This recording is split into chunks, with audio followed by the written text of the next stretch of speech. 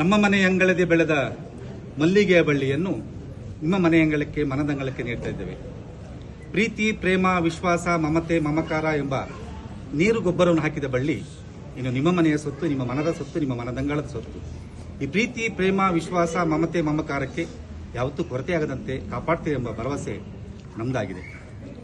ಹಾಗೆ ನಮ್ಮ ಕರುಳ ಬಳ್ಳಿಯು ಯಾವುದೇ ತಪ್ಪು ನಿಪ್ಪು ಮಾಡಿದಲ್ಲಿ ನಿಮ್ಮ ಮಗಳಂತೆ, ಮನೆ ಮಗಳಂತೆ ಸಾಕಿ, ಸಲಹಿ, ತಿದ್ದಿ, ತೀಡಿ ಮುನ್ನಡೆಸುವ ಜವಾಬ್ದಾರಿ ಕೂಡ ನಿಮ್ಮದೆಂದು ನಾವು ಭಾವಿಸಿದ್ದೇವೆ. ಇಂದಿನಿಂದ ನೀವಿಬ್ಬರು ದಂಪತಿಗಳು. ಸಹಕಾರ, ಸಹಬಾಳ್ವೆ, ಸಮನ್ವಯ, ಸಹಕಾರ, ಸರಳತೆ ಬದುಕಿನ ಮೂಲಮಂತ್ರ ಆಗಿರುತ್ತದೆ. ನೀವು ಪರಸ್ಪರ ಪ್ರೀತಿಸುವುದು ಮಾತ್ರ ಅಲ್ಲ, ಪರಸ್ಪರವನ್ನು ಗೌರವಿಸುವುದು ಕೂಡ ಅತಿ ಅಗತ್ಯ. ಪರಸ್ಪರರ ಬಂಧುಗಳನ್ನು ಕೂಡ ಗೌರವಿಸುವುದು ಕೂಡ ಅತಿ ಅವಶ್ಯಕ. ಹಾಗಾಗಿ ಇಂದಿನ ದಂಪತಿಗಳಾಗಿ ಈ ಸಮಾಜದಲ್ಲಿ ಪರಸ್ಪರ ನೀವು ಗೌರವಿಸುವ ಮೂಲಕವಾಗಿ ಮಾದರಿಯ ದಂಪತಿಗಳಾಗಿ ಇನ್ನು ಮುಂದೆ ಸಮಾಜಕ್ಕೆ ನೀವು ಕಾಲಿಡ್ತಾ ಇದ್ದೀರಿ. ನಮ್ಮ ಮಗಳು ನಿಮ್ಮ ಮನೆಯ ಲಕ್ಷ್ಮಿಯಾಗಿ, ಅನ್ನಪೂರ್ಣೆಯಾಗಿ, ಶಾರದೆಯಾಗಿ ಒಂದು ಶುಭ ದಿನದಲ್ಲಿ ಸೇರ್ತಿದ್ದಾರೆ. ಹಾಗಾಗಿ ಈಕೆ ಮುತ್ತೈದೆಯಾಗಿ ಇಂದಿನಿಂದ ನಿಮ್ಮ ಮನೆಗೆ ಸೇರ್ತಿದ್ದಾರೆ. ತಾಯಂದ್ರು ಸಾಕಷ್ಟು ಜನ ಸೇರಿದ್ದೀರಿ, ತಿಳ್ಕೊಳ್ಬೇಕು ಮುತ್ತೈದೆ ಅನ್ನೋದಕ್ಕೆ ಕಾರಣ ಏನು ಅಂತ ಹೇಳಿ. 5 ಮುತ್ತುಗಳು, 5 ಮುತ್ತು ಇದ್ರೆ ಮಾತ್ರ ಮುತ್ತೈದೆ ಅಂತ ಹೇಳ್ತೀವಿ. ಅಂದ್ರೆ ಲಕ್ಷ್ಮಿ, ಶಾರದೆ, ಅನ್ನಪೂರ್ಣೆ ಎಲ್ಲವೂ ಕಡೆ ನೆಲೆಸಿರುವುದು ಮುತ್ತೈದೆ ತಂದಲ್ಲಿ ಅಂತ ಹೇಳಿ. 5 ಮುತ್ತುಗಳಲ್ಲಿ ಒಂದು ಕುಂಕುಮ, 2ನೇದು ಮೂಗುನತ್ತು, 3 ತಾಳಿ, 4 ಬಳೆ, 5 ಕಾಲುಂಗರ ಅಂತ ಹೇಳಿ. ಯಾಕಿದು ಧರಿಸಬೇಕು ಅಂತ ಹೇಳಿ ಹೆಚ್ಚಿನ ನಾವು ಭಾವಿಸಿವಿ ಕೇವಲ ಅಲಂಕಾರಿಕ ವಸ್ತು ಅಂತ ಹೇಳಿ ಅಲ್ಲ. ನಮ್ಮ ಸನಾತನ ಹಿಂದೂ ಧರ್ಮ ಸಂಸ್ಕೃತಿಯಲ್ಲಿ ಬಹಳ ಮಹತ್ವವಾದ ಅಂಶ ಇದೆ, ಮಹತ್ವ ಇದೆ. ದಯಮಾಡಿ ತಿಳ್ಕೊಳ್ಬೇಕು. ಒಂದು ಕುಂಕುಮದ ಬಣ್ಣ ಯಾವುದು ಹೇಳ್ಬೋದಾ? ಕೆಂಪು ರಕ್ತವರ್ಣ ಅಂತ ಹೇಳ್ತಾರೆ.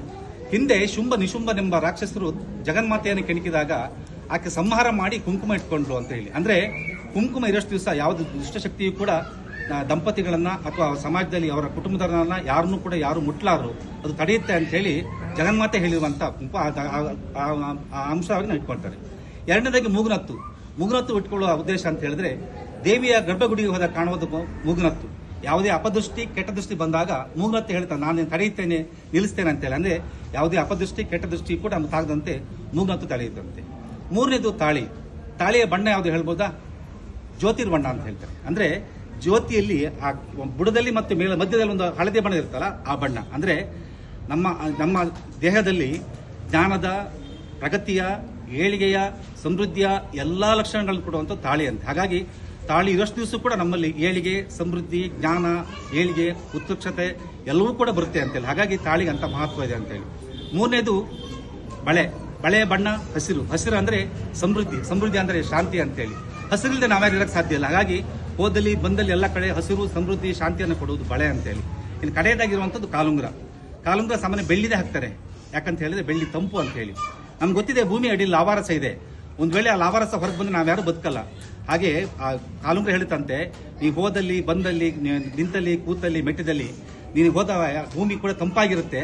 ಹಾಗಾಗಿ ನೀನು ಇಟ್ಟು ಪಾದದಲ್ಲೂ ಕೂಡ ತಂಪಂತ ನಾನು ಕಾಪಾಡ್ತೀನಿ ಅಂತ ಹೇಳುತ್ತಂತೆ. ಹಾಗಾಗಿ ಈ 5 ಅಂಶಗಳು ಕೂಡ ನಮ್ಮನ್ನು ಕಾಪಾಡುವಂಥದ್ದು. ಹಾಗಾಗಿ ಮುತ್ತೈದೆತನ ಬೇಕಂದ್ರೆ ಈ 5 ಮುತ್ತುಗಳು ಇದ್ದಾಗ ಮಾತ್ರ ಅದು ಆ ದೇವಿಯ ಶಕ್ತಿಯನ್ನು ನಮಗೆ ಕೊಡುತ್ತೆ ಅಂತ ಹೇಳಿ ಮಹತ್ವ ಹೇಳ್ತಾರೆ. ಹಾಗಾಗಿ ಮುತ್ತೈದೆಯಾಗಿ, ಅವ್ರ ಮನೆಯ ಶಾರದೆಯಾಗಿ, ಅವ್ರ ಮನೆ ಲಕ್ಷ್ಮಿಯಾಗಿ ನಿಭಾಳ್ತೀಯ. ನಾವೆಲ್ಲ ಇರುವುದು ರಾಷ್ಟ್ರಕವಿ ಕುವೆಂಪು ಮೆಟ್ಟಿದ ನೆಲದಲ್ಲಿ.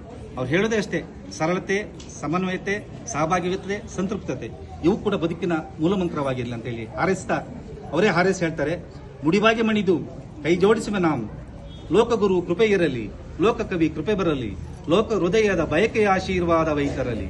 ಮಣಿದಿರಲಿ ಮುಡಿ, ಮುಗಿದಿರಲಿ ಕೈ, ಮತ್ತೆ ಮಡಿಯಾಗಿರಲಿ ಬಾಳ್ವೆ. ಜಯಿಸುಗೆ ರಥಪಸ್ಸೊಯ್ ದೊರಕೊಳಗೆ ಚಿರಶಾಂತಿ ಅಂತ ಹಾರಿಸ್ತದೆ.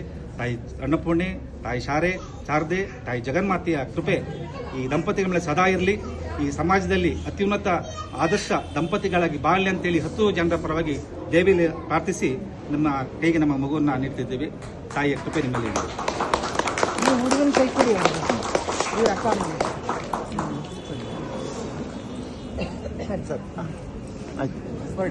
ಆಯ್ತು.